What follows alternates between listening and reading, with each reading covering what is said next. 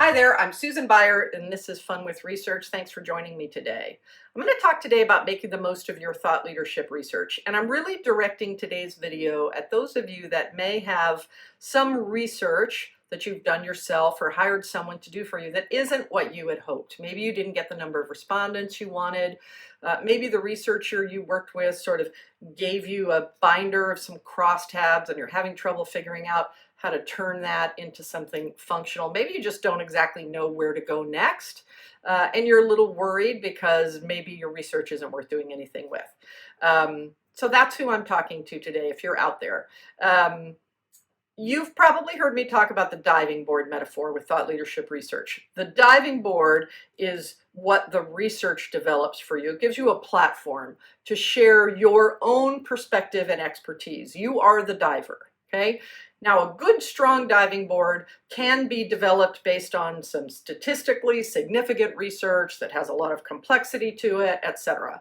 But it also can be built on smaller research initiatives that nevertheless have something in them that gives you a great opportunity to talk about something that you know how to do, an experience you have, what you typically advise your clients, your point of view, etc. So let me give you some examples. Let's say you've had somebody in your organization or you've hired somebody do some research for you and it's really come back as a bunch of crosstabs in a big ring binder. One of the things you can do is bring someone in to visualize that data for you so that you have an engaging, interactive platform for you to share and that your followers can play with themselves to look at the data maybe across a number of different characteristics like age or company size or geography. And that can really make your data look like more than just crosstabs on paper and really come to life and give people something that they enjoy working with, that looks very professional, etc. So think about that. If you are not doing quantitative research, if you're doing qualitative studies, or maybe you just did some interviews, or maybe you have a very small respondent group, like you just asked your clients to give you feedback on something, even with those kinds of things, there are things you can do to make good use of them. Certainly pull out maybe 5 or 10 key findings and comment on them. You can create a white paper. You can do one at a time and say, hey, this came out of the research we did, and this is what I want to share with you about that. This is what we advise our clients.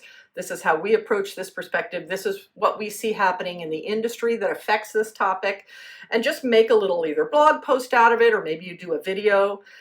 Maybe you do an interview with one of your clients or prospects that you know has some expertise and experience with that topic. And you make sort of a little video about it and ask people to give you some feedback.